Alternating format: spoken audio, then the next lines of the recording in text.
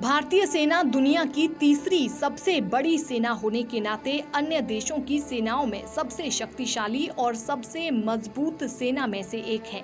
अतीत में हुई विभिन्न लड़ाइयों और अभियानों में भारतीय सेना ने अपनी श्रेष्ठता साबित की है। भारतीय सेना का केवल एक ही लक्ष्य है, वो है देश की रक्षा करना।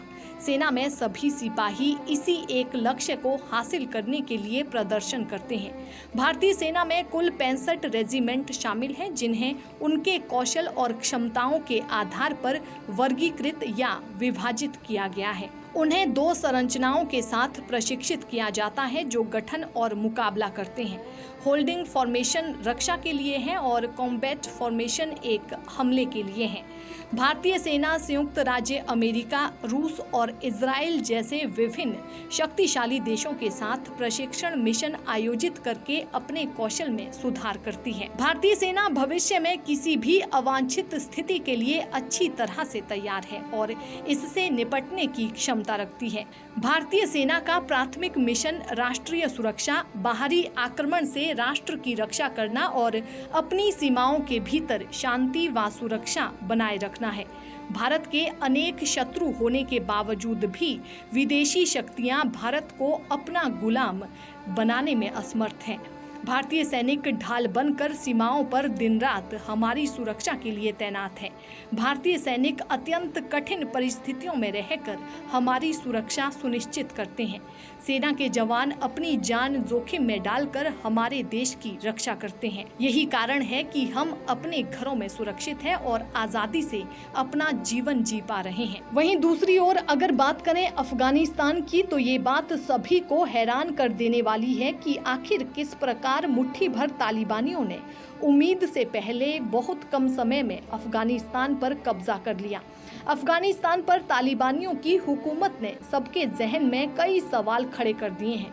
अफगानिस्तान में हालात अब काफी बिगड़ चुके हैं। तालिबान ने लगभग पूरे अफगानिस्तान पर कब्जा करने के बाद काबुल को अपने शिकंजे में कस लिया है।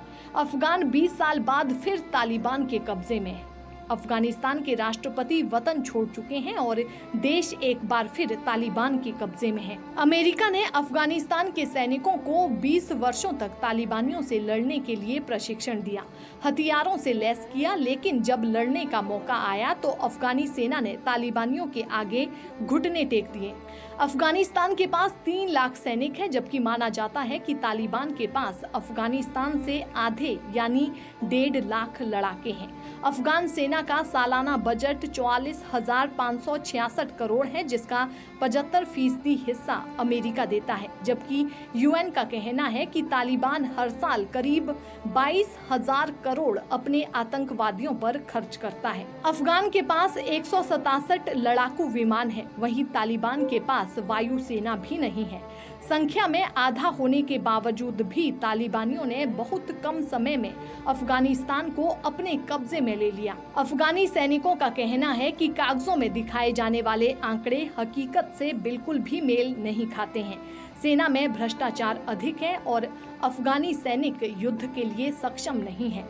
इसीलिए तालिबानियों के डर से अफगानी सेना ने घुटने टेक दिए, जिसका नतीजा ये निकला कि अफगान में आज तालिबानियों की हुकूमत है। हर देश की सुरक्षा में सेना का बहुत महत्वपूर्ण योगदान होता है। भारतीय सेना व्यवस्था बहुत ही अद्भुत और विश्व की सबसे श्रेष्ठ सेना है। इनका हौसला और बहादुरी काबिले तारीफ है। भारतीय सेना के सैनिक देशभक्ति की सच्ची मिसाल है, जो अपने प्राण त्याग कर भी देश की रक्षा करते हैं।